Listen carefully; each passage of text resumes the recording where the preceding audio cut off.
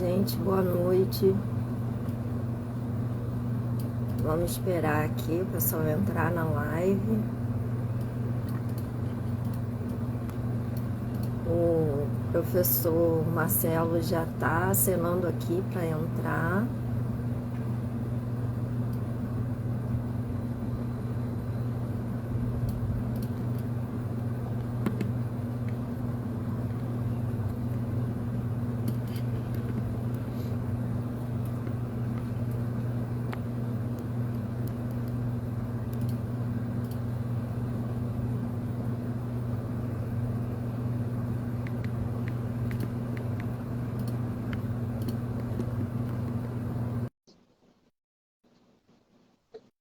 Mandei um convite para o professor Marcelo para ele entrar na live.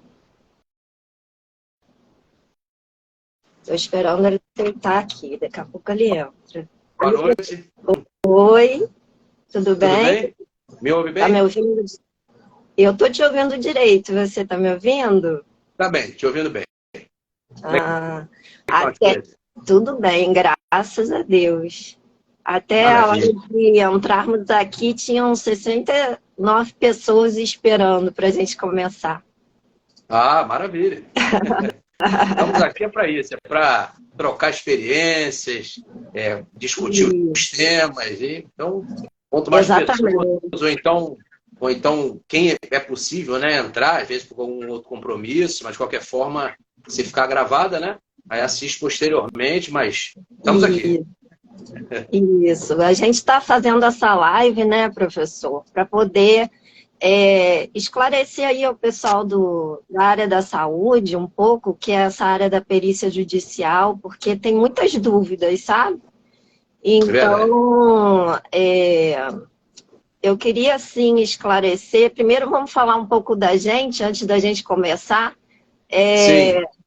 A gente é parceiro aí desde 2019, mais ou menos, né? 2018.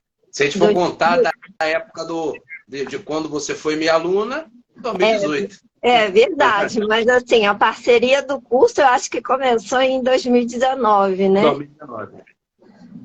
Então, assim, eu fui aluna dele, me formei em perícia judicial com o professor Marcelo.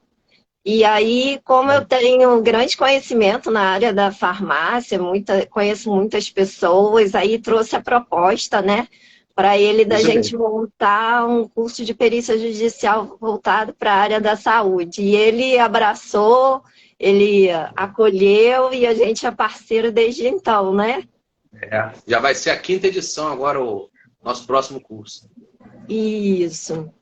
E assim, professor Marcelo, eu queria que você esclarecesse assim para todo mundo, porque todo mundo pergunta se nosso curso é gravado, se nosso curso é 100% online.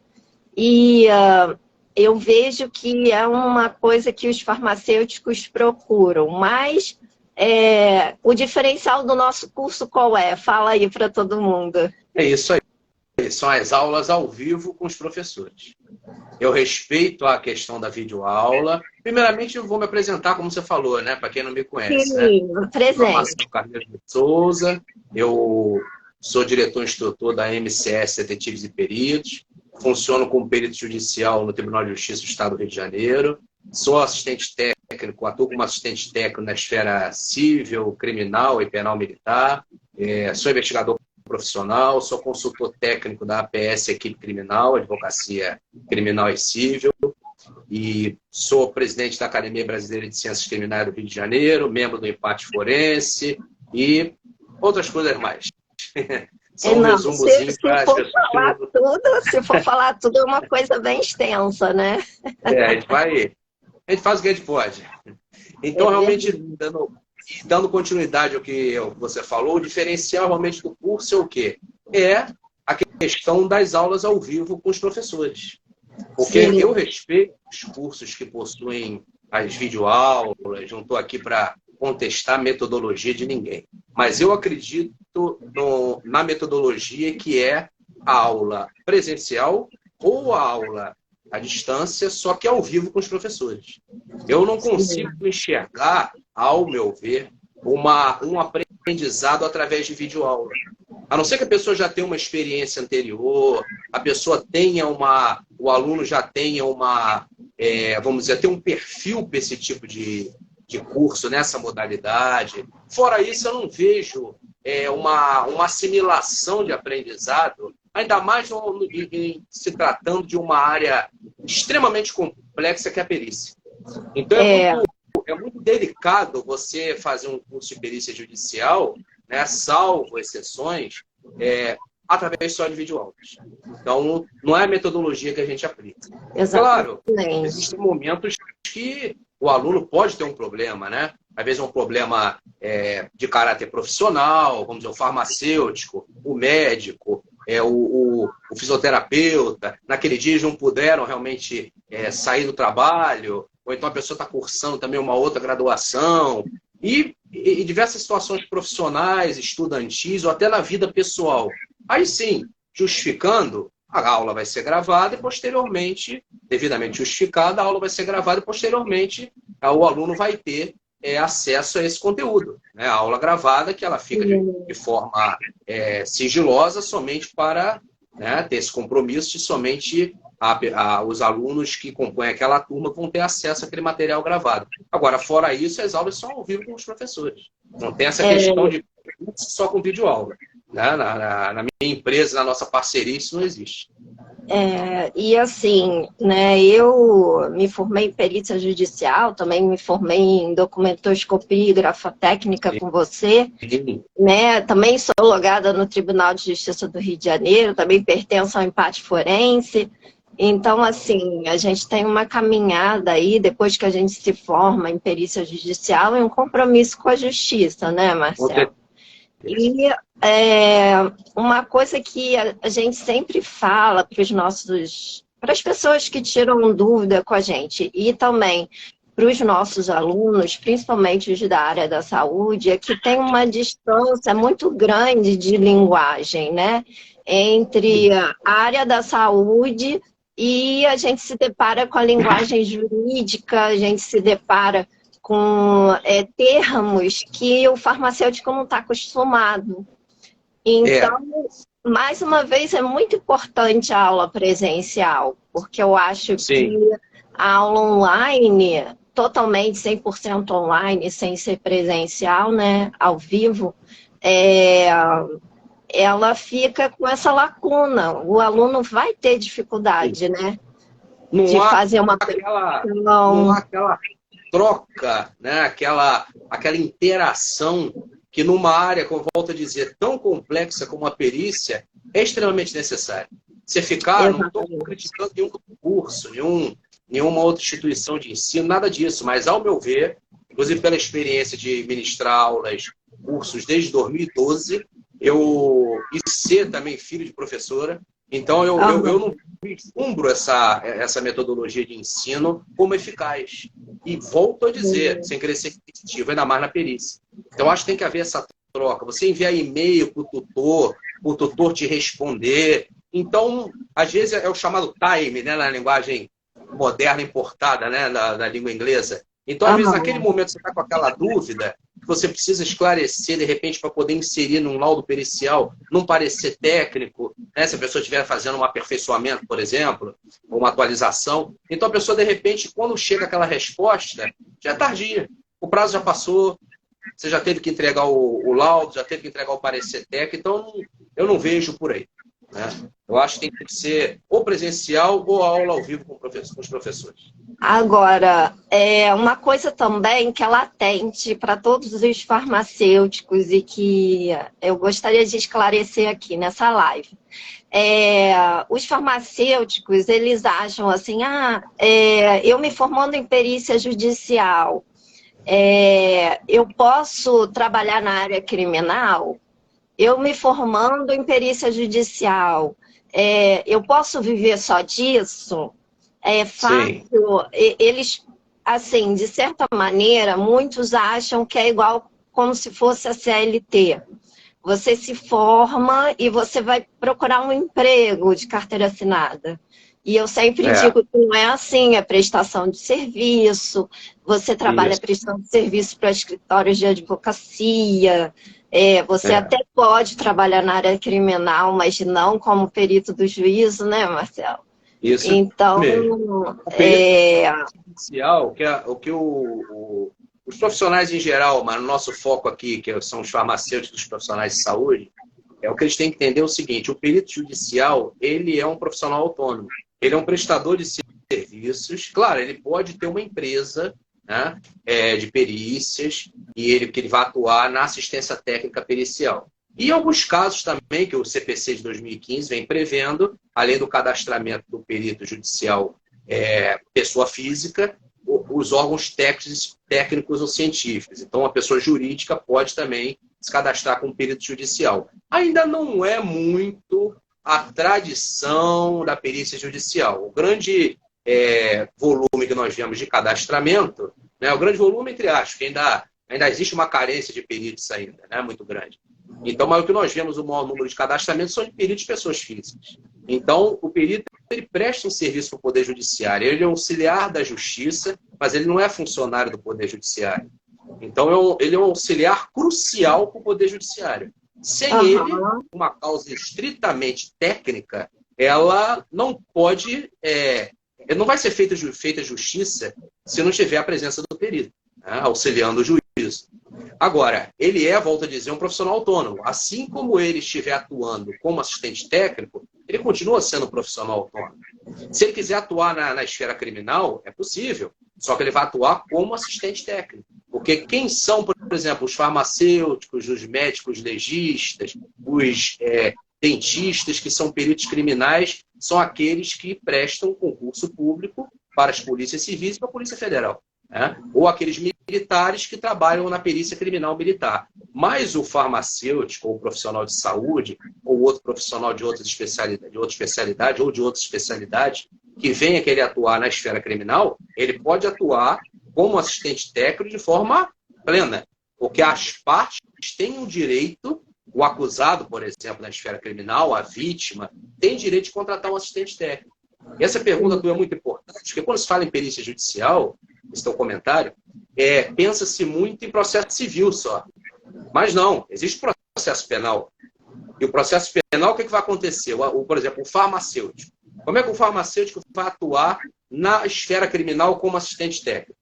Vamos dizer que existe um laudo do Instituto Médico Legal falando sobre intoxicação, envenenamento. Olha aí o campo de atuação do perito farmacêutico como assistente técnico.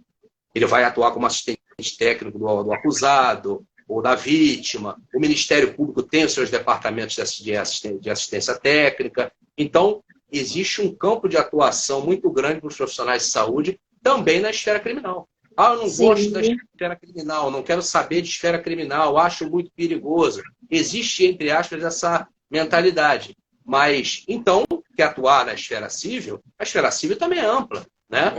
Eu atuo na esfera civil, né, Marcelo? Sim. Eu atuo na esfera civil, não atuo na esfera criminal. Apesar que você já teve um caso também que teve uma correlação com o laudo do... Já tinha o laudo do ICSE, você teve que diligenciar. E atuei também na área militar, né? Também. Parece processo na área militar. Sim. Então, aí, nesse caso, eu atuei como assistente técnica. Não fui nem assistente técnica, mas não no processo, fora extrajudicial.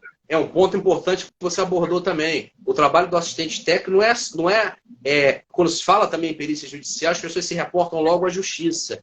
Mas, às vezes, o assistente técnico já inicia um trabalho extrajudicial.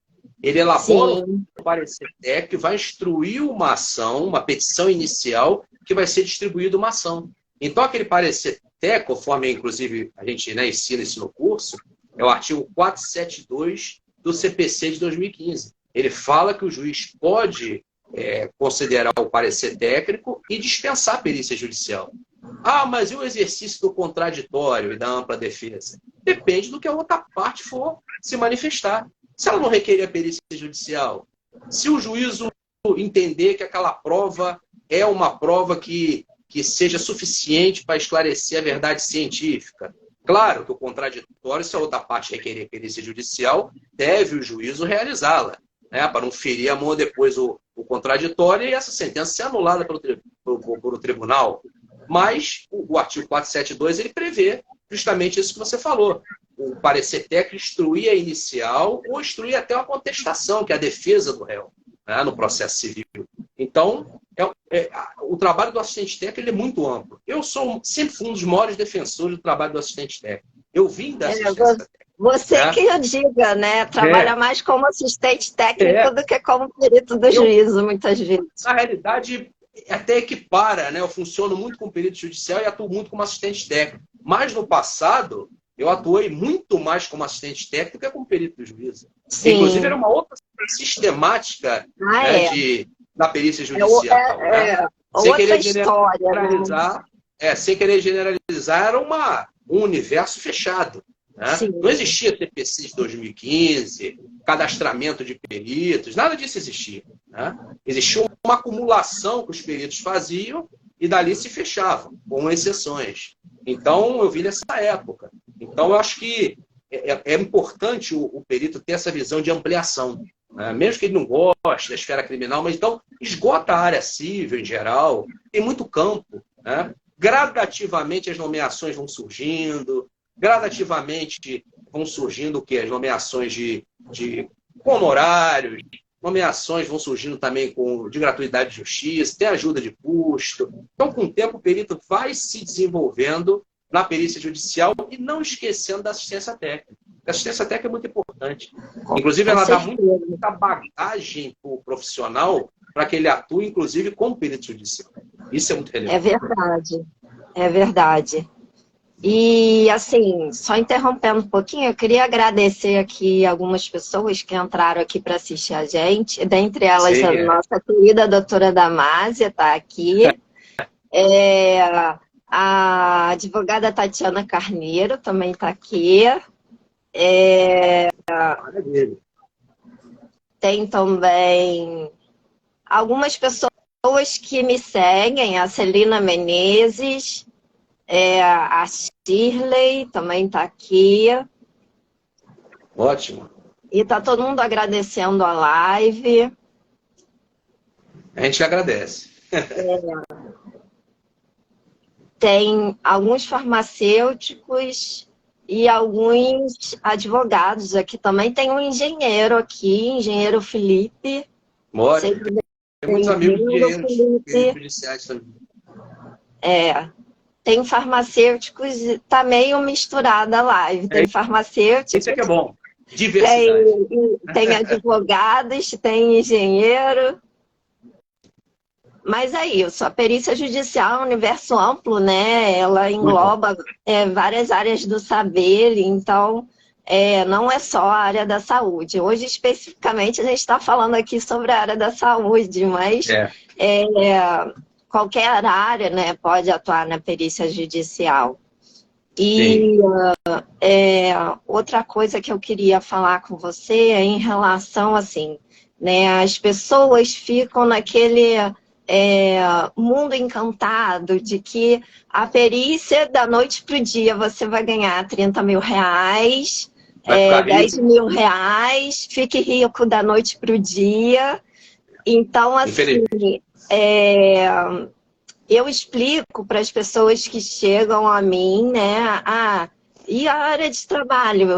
Você consegue muitas nomeações logo de início? Eu falo assim, olha, é uma área de trabalho como outra qualquer, que você vai ter que fazer seu nome, você vai ter que ir às comarcas, que você vai ter que fazer um bom trabalho inicial de laudo, de parecer técnico, para as pessoas começarem a conhecer o seu trabalho, né? E as nomeações começarem a vir. Então, eu queria que você falasse um pouquinho sobre essa área do deslumbramento com relação aos honorários, essa coisa de... Fala um pouquinho para mim. O que acontece muito que a gente vem acompanhando ao longo dos anos, né? todo desenvolvimento ele tem dois aspectos. É como a globalização, costumo dizer, né? Ela tem um lado positivo e um lado negativo. Que a perícia tinha que ser cada vez mais propagada e deixar de ser um monopólio, tinha. E isso vem acontecendo cada vez mais. Agora, trouxe um outro lado. Trouxe o lado, infelizmente, claro, a grande maioria dos cursos são sérios das instituições, mas trouxe os oportunistas. Os oportunistas fazem o quê? Eles vendem uma falsa ilusão para a pessoa que não tem conhecimento algum sobre perícia, nunca teve um mínimo contato com perícia, e que eu acho que a perícia judicial deveria ser uma cadeira, no mínimo uma matéria eletiva nas universidades, pelo menos nos cursos de graduação, no mínimo. Então as pessoas vêm sem nenhum conhecimento sobre a área e começam a ver aquelas propagandas, né? Que você vai trabalhar no conforto do seu lar, que você vai trabalhar só nos finais de semana, que você vai vender laudos para o Poder Judiciário. Ninguém vende laudo para o Poder Judiciário. Você emite laudos, tendo a verdade científica. Vai vender. Não é um comércio de laudos. Né? Então, se a gente for entrar em muitos detalhes aqui, a gente acaba até ferindo a ética. Né? Apesar que esse pessoal não tem ética. Né? Mas tudo bem, mas nós temos. Agora, tem as instituições, os cursos sérios que falam a realidade, como é o nosso caso. Não é porque somos nós, mas que nós vivemos, respiramos esse dia a dia. Então, nós temos que ser realistas do seguinte, é uma área excelente, a perícia judicial, sim, é uma atividade excelente. Só que ela, como você explicou, ela é gradativa. Ninguém vai ganhar 30 mil reais por mês da noite para o dia, de uma semana para outra, de um mês para o outro. Isso varia, inclusive, essa evolução de cada profissional, de cada especialidade. Tudo depende muito de cada um, de cada tribunal, de cada região. O Brasil é gigantesco. Né? Nós não podemos comparar, como às vezes eu vejo também, sem querer faltar ética, alguns colegas fazerem, né, com exceções, uma minoria faz isso, querer generalizar que a perícia judicial é assim, assim, assim. Não, peraí. No Rio de Janeiro, que é um campo de guerra, é de uma forma. E dependendo do tribunal, tem o Tribunal de Justiça do Estado do Rio de Janeiro, tem a Justiça do Trabalho, o TRT, tem a Justiça Federal, o TRF, e nós temos também os outros estados. Nós temos São Paulo, que também é um estado muito grande. Nós temos Minas Gerais, que é o estado que tem o maior número de municípios no Brasil. Então, nós temos o Nordeste, o Norte. Então, a realidade, por exemplo, do TJRJ, que é um tribunal que muito nomeia e bem remunera, claro, mas também é o mais exigente. Eu vou corrigir. Um dos mais exigentes. Nós não podemos comparar a realidade aqui do Sudeste, do Tribunal de Justiça do Estado do Rio de Janeiro, com um Tribunal de Justiça, por exemplo, da região Norte. Embora sejam estados extraordinários, mas eu já tive várias notícias de alguns tribunais, por exemplo, da região Norte, que ficam, às vezes, fixando, alguns magistrados, com todo respeito, fixando honorários periciais muito baixos, que não atendem à realidade do trabalho do profissional da perícia, da realização de uma prova técnica. Então, nós temos realidades completamente diferentes ao longo do Brasil. Né? Eu acho que caberia mais uma união entre profissionais, uma atuação maior das entidades sérias, para poder tentar equacionar um pouco mais essa situação. Porque senão você acaba tendo estados mais privilegiados na perícia judicial e até com profissionais mais qualificados e estados um pouco mais deficitários. Essa é a realidade da prática. E essa questão das nomeações, como a gente estava conversando, depende de cada profissional. Depende da orientação que a pessoa recebe no curso. Se aquele curso vai dar um suporte ao profissional posteriormente ao curso. Nada contra mentorias, mas eu acho que o curso ele tem uma, entre aspas, até certo ponto, uma obrigação moral, né, de dar um apoio ao aluno após o aluno terminar o curso. Não estou julgando quem faz de forma contrária, mas o nosso pensamento é dessa forma, né? O aluno sempre pode contar com a gente com uma orientação. Isso, eu estou com um problema, a pessoa liga às vezes de um outro estado, eu estou com um problema, estou com uma dúvida. Não, ele vai ter que vai pagar uma mentoria por hora para eu dar uma orientação que, poxa, se ele foi aluno do nosso curso, se ele é um parceiro da empresa, não é por aí. Então a gente tem que saber, eu acho, né, como eu digo, utilizar o equilíbrio da balança. E tem profissionais que precisam, às vezes, vamos dizer, distribuir currículos, né, nos tribunais, nos juízos para poder aumentar o seu número de nomeações, como era no passado. Né? No passado era assim, você tinha que levar os diretamente aos magistrados. Ou então aos cartórios, aos gabinetes. Então, mas mesmo com o advento do CPC de 2015, que entrou em vigor em 2016, existe ainda alguns profissionais que não estão vendo as nomeações chegarem, como eu disse, depende de cada um, isso é uma coisa que não tem uma regra, aí sim é importante sair a campo para entregar esses currículos, aumentar esse número de nomeações. Já outros profissionais, não. Num primeiro mês de cadastramento pode haver nomeações, outros não, depois de 3 meses. Isso é muito relativo. Isso não existe uma mágica para isso. Existe sim qualificação, orientação e empenho. Eu acho que esse que vamos dizer assim, os 3 caminhos que o profissional da perícia deve seguir a nível de perícia judicial e assistência técnica. E divulgar o seu trabalho como assistente técnico. Criar o seu site, criar cartões de visitas, também respeito os cartões de visita virtuais, tenho também, possuo também, mas também cartões físicos. Porque às vezes tem um cliente que quer contratar um assistente técnico, é um cliente mais tradicional. Ele não vai querer saber de cartão virtual. Ele quer o cartão de papel, cartão físico. Então eu não faço mais como eu fazia antigamente, 1000 cartões, mas eu faço menos. Mas eu não deixo de ter. Porque volta e meia tem um cliente mais tradicional, um advogado mais tradicional que pede o cartão.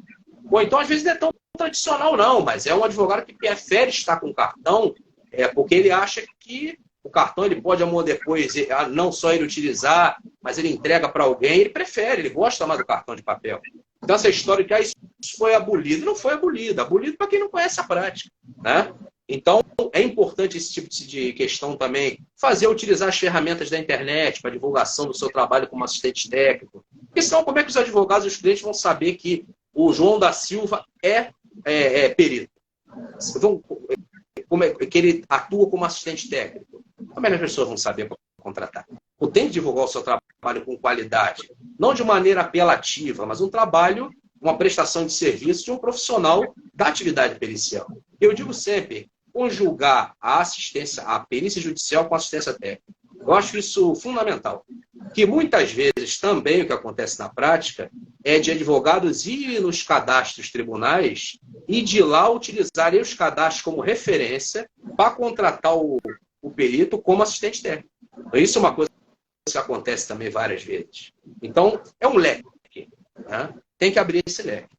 Se não abrir esse leque e não for tijolo por tijolo, infelizmente não vai conseguir êxito na atividade pericial. É como você falou, é uma profissão como outra qualquer, mas, claro, com algumas peculiaridades, é uma atividade de extrema complexidade, que a gente não tem muito o privilégio de errar, né? Porque se nós somos chamados a esclarecer a verdade, a controvérsia sobre a ótica técnico-científica, se nós erramos, nós causamos um problema gravíssimo, né, ao processo e deixamos também o juízo também numa situação delicada, né, uma situação jurídica delicada.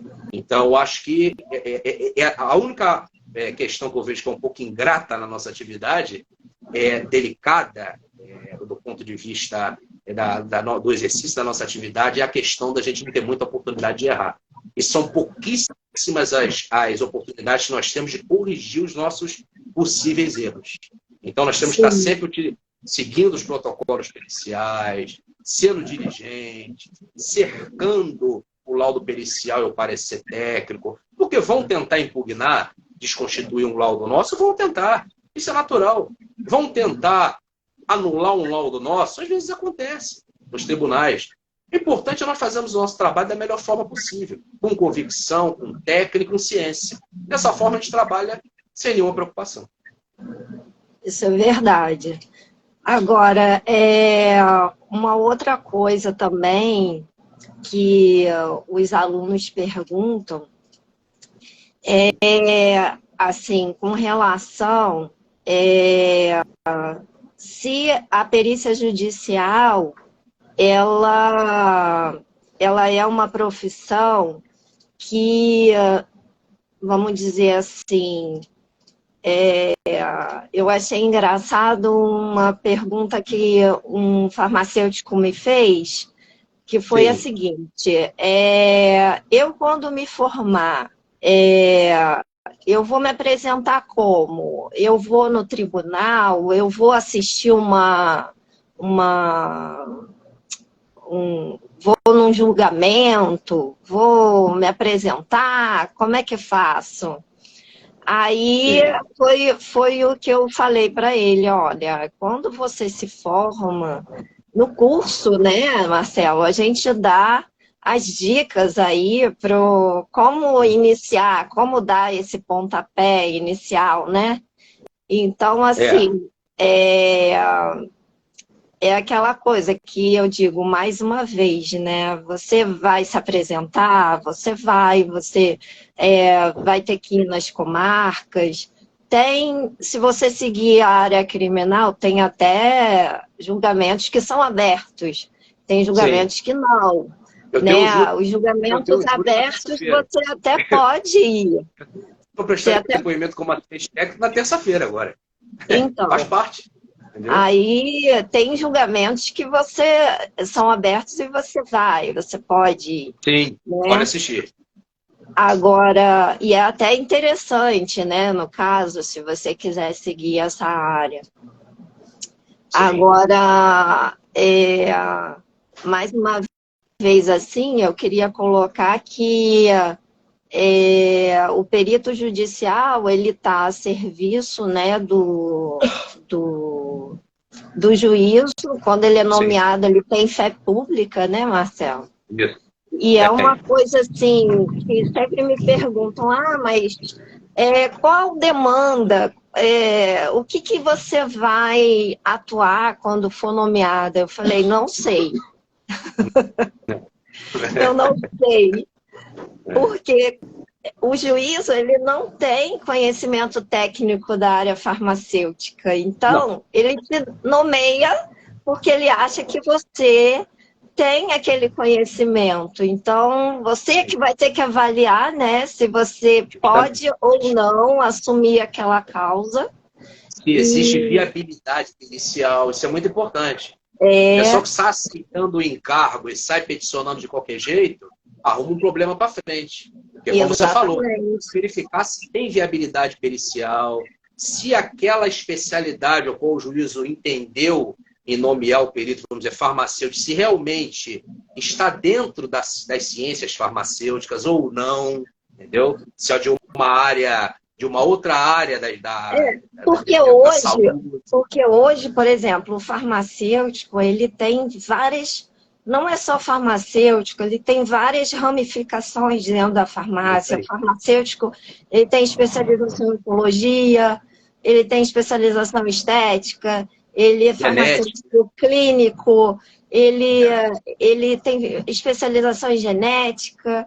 Então, assim, às vezes o juízo ele te nomeia numa área que você não tem competência.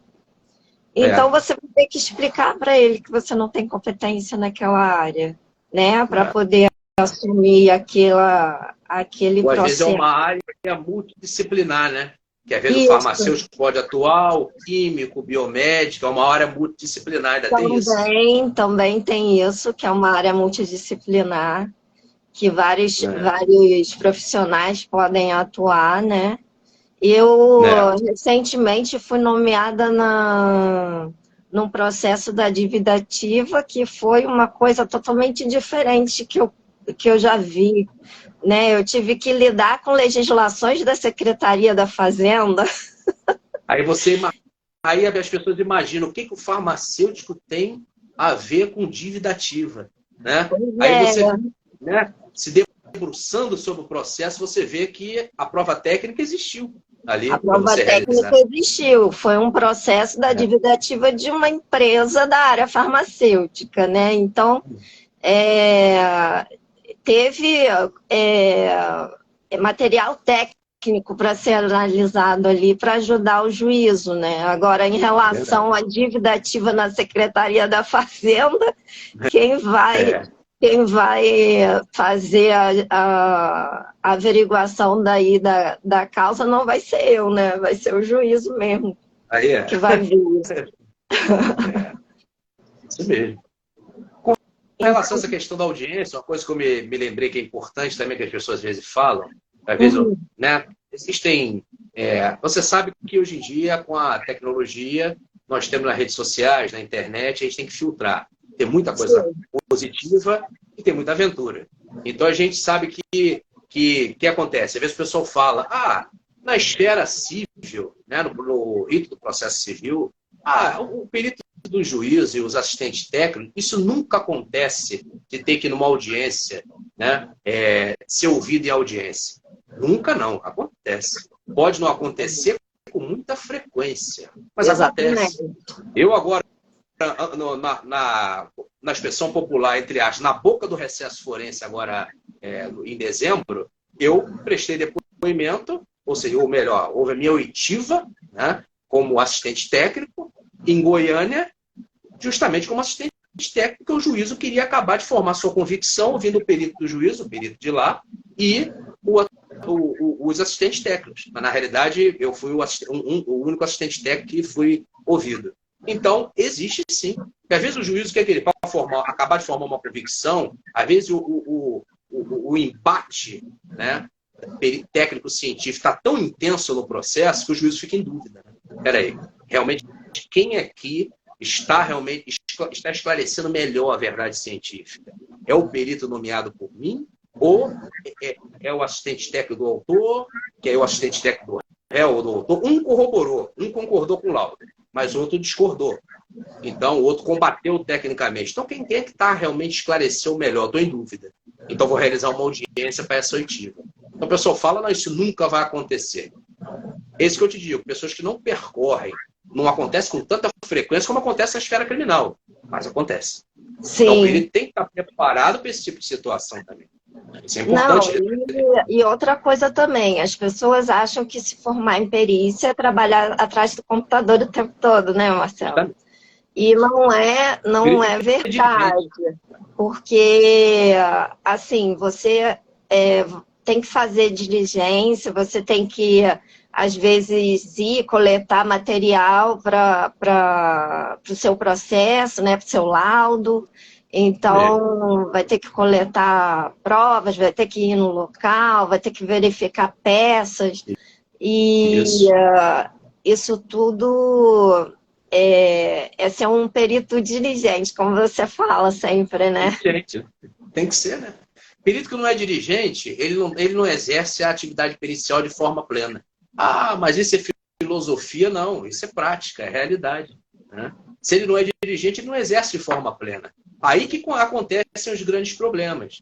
Ele deixou uma lacuna em aberto. Por quê? Ele deveria ter realizado determinada diligência que ele deixou de realizar. Aí vem um assistente técnico apontando isso, ou se for um erro muito grosseiro, o próprio advogado da parte, aí realmente eles não estão errados.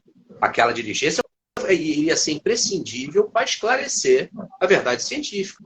Então, às vezes acontece, a perícia complementar, ela diretamente não está prevista no CPC. Ela se fala, é uma realização de uma nova perícia.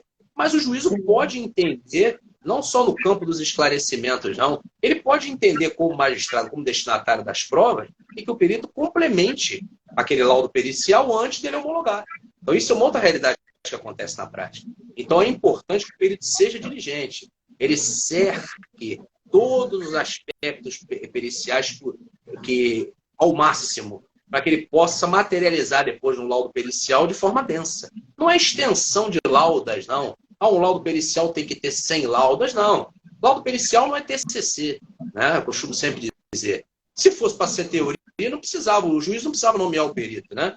Ele pegava um livro daquela especialidade, ele lia, serviria de fonte de consulta para ele decidir. Né? Ninguém está querendo saber muito da teoria no laudo, não. Ela tem que ser, sim, palavras técnicas, mas o próprio código vem falando que o laudo tem que ser esclarecedor. As partes têm que entender. Né? Os advogados têm que entender as partes. Quando é o caso do Ministério Público funcionar na esfera civil em geral, em alguns casos específicos, o magistrado tem que entender. Posteriormente, o Tribunal de Justiça em grau de recurso de apelação civil, ele tem que entender. Se houver um recurso extraordinário especial para Brasília, não vão adentrar a matéria de prova, mas eles também têm que entender. Então não adianta ficar só o perito, os assistentes técnicos entendendo o texto daquele laudo, que não resolve nada. Nós somos chamados ao processo processo para esclarecer uma controvérsia técnico-pericial, seja a especialidade que for. A gente cria uma maior, o profissional que cria uma discussão ainda maior, ele não está esclarecendo, ele está tumultuando o processo. Então isso tem que ser também observado, né? Esclarecer da melhor forma possível. Tem que ser esclarecedor e a linguagem técnica de maneira conclusiva e clara, né? Não adianta vir também com um laudo lindo, né? Tanto do ponto de vista de formatação, estético. um laudo com palavras, né, de realmente maravilhosas, de fontes bibliográficas extraordinárias, e não conclui. Qual é a conclusão do laudo? O laudo é inconclusivo. Aí vem os assistentes técnicos, os advogados das partes, ou o próprio juízo vem com despacho mal criado, entre aspas, aí o perito do juízo não pode, infelizmente, levar isso para si, porque é uma realidade. O laudo tem que ser conclusivo. Existe uma discussão na esfera criminal sobre laudos inconclusivos, que eu discordo. Eu acho que toda perícia tem que ter viabilidade e o laudo tem que ser sempre conclusivo. Se ele vai favorecer ou desfavorecer a quem quer que seja, o perito não tem que se preocupar com isso. Agora, existe o entendimento na esfera criminal sobre laudo conclusivo. Volto a dizer, discordo. Eu acho que tem que se verificar se tem viabilidade pericial. Agora, o processo civil é cristalino, é indiscutível. O laudo tem que ser conclusivo. Isso aí, em grau de recurso, um laudo desse pode ser anulado. Então, tem que ser observado esses detalhes, né? Às vezes, o pessoal se preocupa muito com excesso de teoria, excesso de fontes bibliográficas, etc., e esquece dos exames, das análises e, principalmente, da conclusão. Então, como é que fica isso aí? É complicado, né? E, assim, outra coisa que colocam, né, em relação ao curso, é que o curso tem 30 horas, né? O nosso tem 30 horas. O Tribunal de Justiça do Rio de Janeiro exige até 21 horas de curso, 21 horas. Né? No mínimo 21 horas. Isso. E, assim, o curso em si, ele vai dar norte, né, para os farmacêuticos e profissionais de saúde a montar um laudo, um parecer técnico, uma petição, a como responder impugnações, impugnação aos honorários periciais, ao laudo pericial. Como também peticionar no ambiente virtual também, como se for físico, como é que tem que fazer também. Bem, porque o processo físico aos poucos eles estão acabando, mas eles ainda existem. Estão sendo digitalizados, mas eles ainda existem. Então é importante. Um vai trabalhar. Né, Marcelo? É diferente.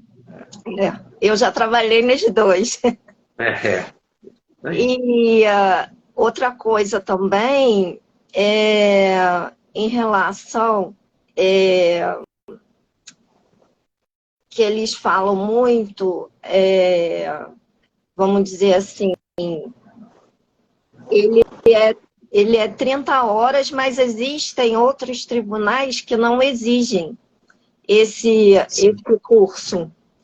E eu sempre falo a questão de que não exigem, realmente não exigem essa formação, mas como que você, farmacêutico, vai poder fazer uma petição, um laudo parecer, responder, peticionar, se não ter o mínimo de conhecimento, e também ter a questão de ter a consciência de quando você é nomeado, ou quando você está como perito, como assistente técnico, né? Você tem a responsabilidade jurídica, você tem uma responsabilidade enorme, né, em cima tanto das partes quando você é nomeado pelo juízo. Pelo juízo, acho que mais ainda, né, que você tem fé pública. Então, tem que pensar nos processos da carreira, se você né, for negligente, se você não for responsável. Isso. Então, eu acho muito Aplicação de importante o multa, curso.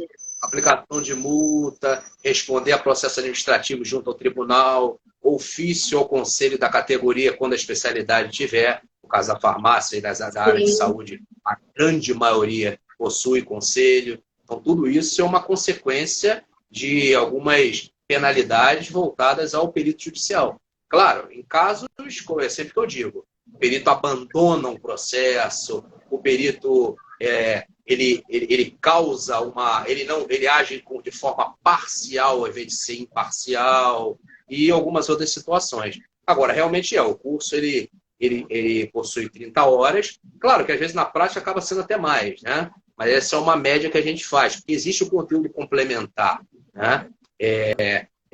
Além do conteúdo que nós trocamos nas aulas ao vivo, nós temos também o conteúdo complementar que é enviado no grupo do curso. Então, tudo isso contabiliza, né? Exercícios também que a gente aplica, que a gente envia também no grupo do curso. Eu costumo dizer, são grupos da empresa que nunca acabam, né? Eu nunca desfaço desses grupos. Porque esses grupos, depois mesmo que o profissional já realizou o curso de perícia judicial, ele continua com aquele canal ali. E aquele canal ele pode tirar dúvidas, né? Um realizar canal de suporte, né, Marcelo? Interação, justamente. Às vezes um outro colega mesmo já esclarece. Então, eu acho que é muito importante isso. Não há rivalidade, não há briga de egos, há uma troca. E a gente, como curso, a gente mantém os grupos, tem a turma dos ex-alunos, que eles podem fazer troca de conhecimento, suporte para um para outro. Parceria. Então, assim, a gente tem essa coisa de formou o aluno, a gente não joga no mercado, a gente sempre dá aquele suporte. Tem um perito aqui, Rodrigo Ferreira Perito, deixou escrito aqui. Na minha opinião, existem muitos procurando atalhos, mas não leva em conta que esses atalhos irão privá-lo de conhecimentos essenciais.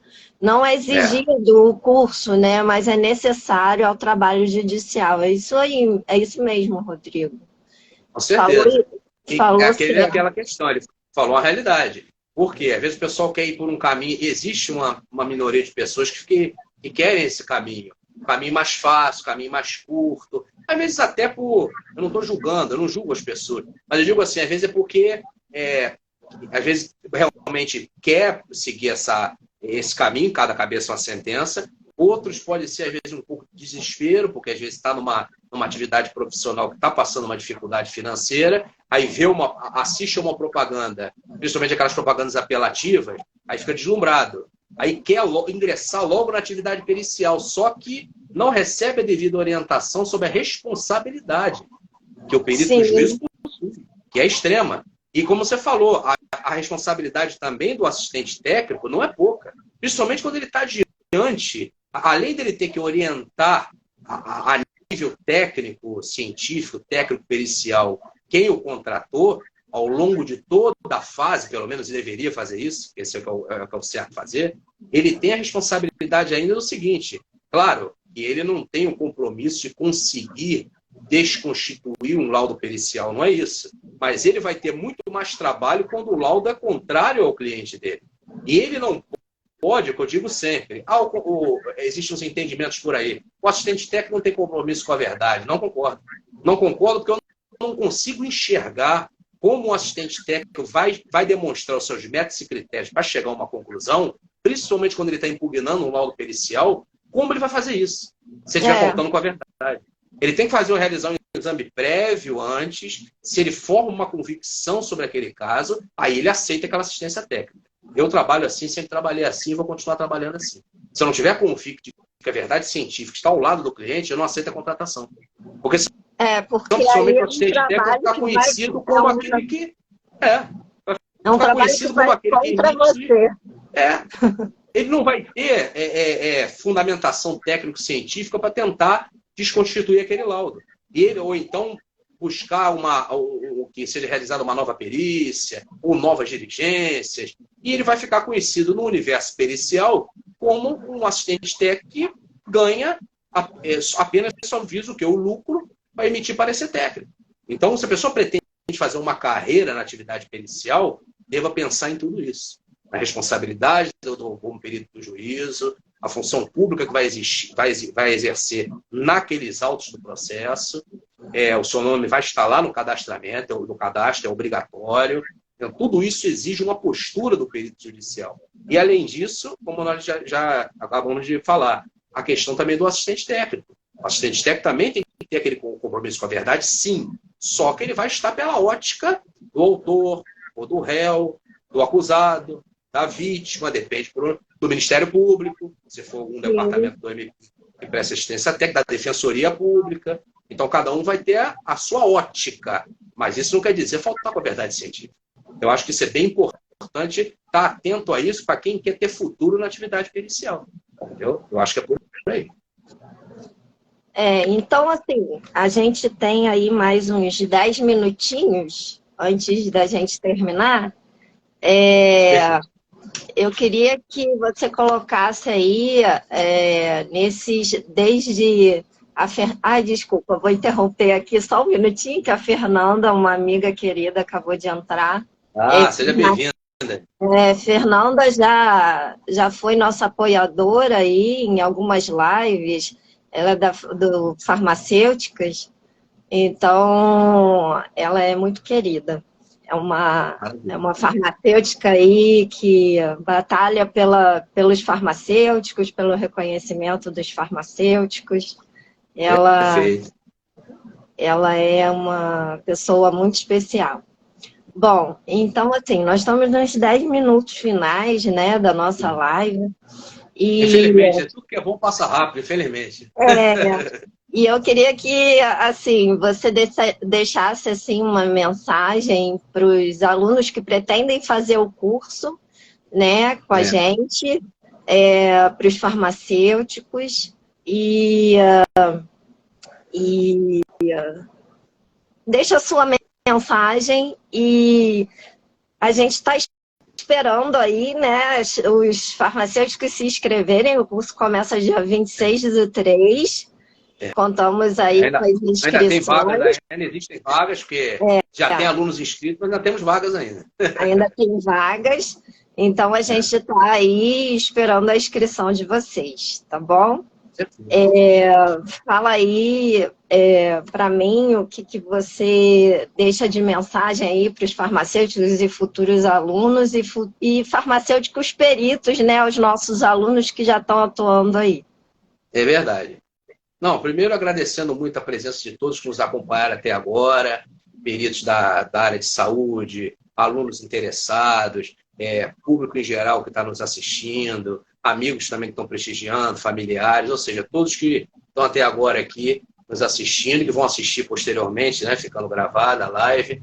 Então, eu acho o seguinte, que assim como nós já formamos inúmeras turmas e vários profissionais estão atuando, farmacêuticos, técnicas de saúde bucal, ou seja, profissionais da área de saúde em geral, mas especificamente os farmacêuticos, eu acho que é uma fase, eu acho que a área de saúde vem cada vez mais, ela vem aproveitando não é a palavra correta, ela vem passando por uma fase que antigamente a área de saúde era muito nada contra a medicina. Eu tenho até familiar médica, mas a medicina ela englobava, né, praticamente, não todas, mas quase todas as áreas da perícia judicial.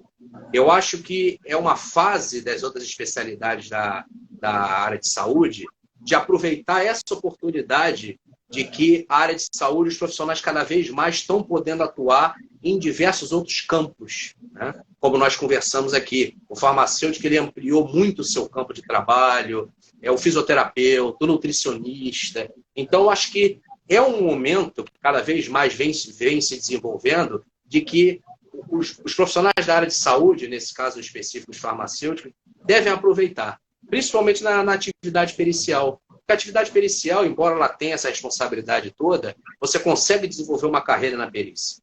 Claro, como nós já discutimos, é uma carreira que, claro, é gradativa, não é de uma semana para outra, de um mês para o outro, mas gradativamente o profissional vai se desenvolvendo, cada um no seu tempo, tijolo por tijolo, persistindo. Não adianta também chegar no primeiro, segundo, terceiro mês, isso não é para mim, não dá para viver disso, eu vou fazer outra coisa. Não é por aí. Eu acho que tem que haver persistência. É como a gente ensina no curso. Nós ensinamos os meios de como vai pescar o peixe. Aí cabe aquela pessoa pegar o seu barquinho e ir lá para alto mar pescá-lo.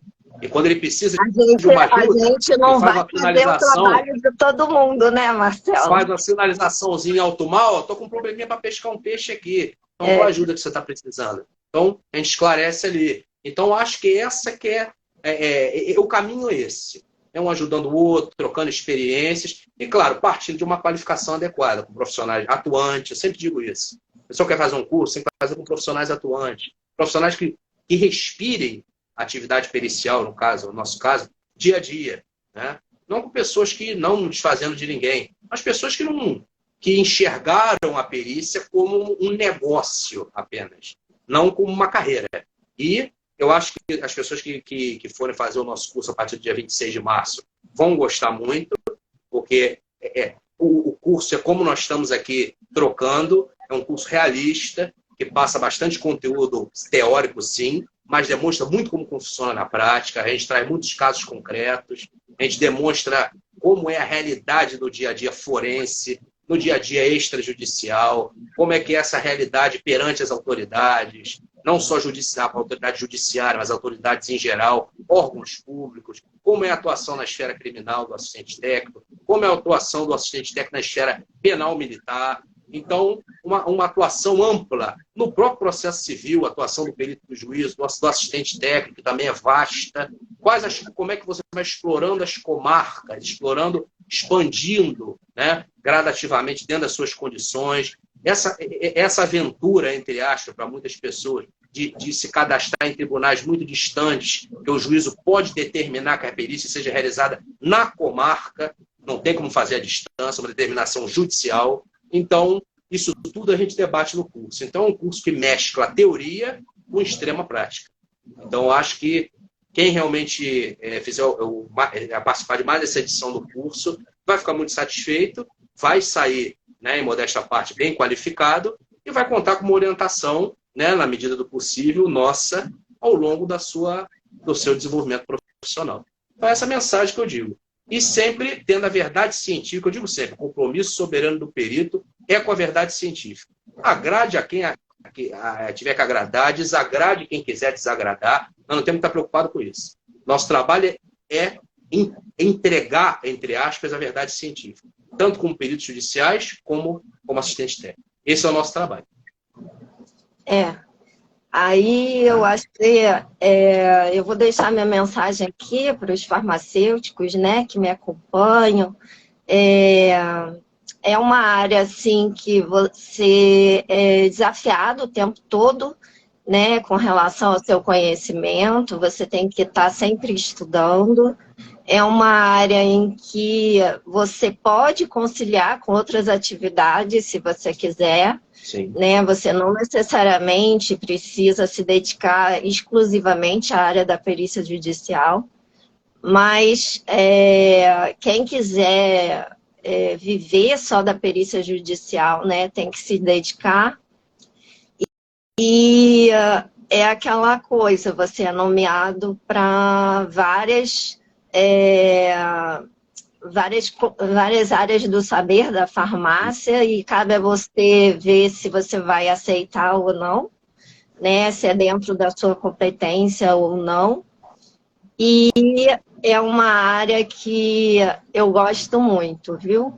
É uma área que eu me encontrei, é uma área que o professor Marcelo me incentiva sempre. A cada turma a gente renova, eu me sinto renovada a cada turma, porque a gente conhece farmacêuticos não só do Rio, mas tem alunos, né, do Rio Grande do Sul, do Paraná, farmacêuticos de tudo quanto é lugar já se formou com a gente, né, nessas edições online, ao vivo.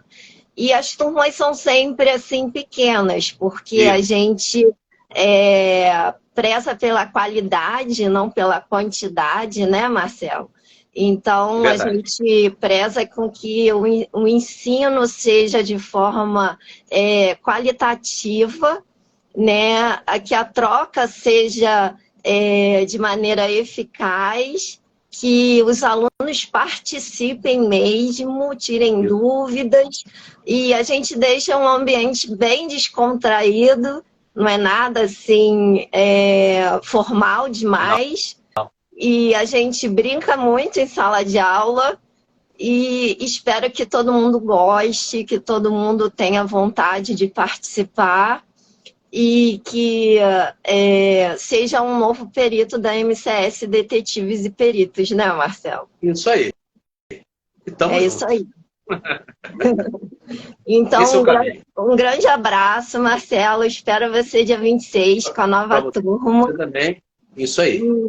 Vamos para mais uma edição desse projeto que só vem dando certo. Quero agradecer a todos que tiveram presentes aqui, aos advogados, aos peritos, e a Fernanda Bidóia, que entrou agora há pouco, a doutora detetive, a doutora Damásia, né, que é detetive. Eu acho que foi a única detetive que assistiu a nossa live. Tem mais uma ali, a Michelle ali também é. Ah, é?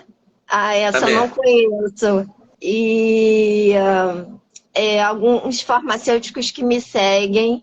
Eu acho que teve alunos também, ex-alunos nossos, que assistiram a live também. Sim. Então, assim, foi um grande sucesso a live, eu fico muito feliz com isso. E um grande beijo para todos, tá bom? Boa noite a todos. Deixa eu fazer um print aqui para a gente colocar nas nossas redes sociais. Calma aí. Tá ótimo. Mais uma para garantir. Porque você sabe que a promotor sou eu, né? Eu monto tudo. Montar pela assessora para assuntos gerais. Assessora para assuntos gerais. E então, ainda professora em conjunto. Então, acumula vários cargos.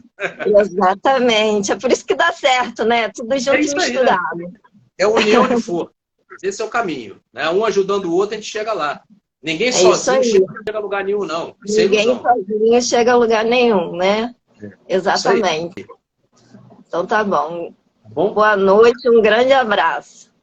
Um abração. Boa noite. Abração, gente. Um beijo.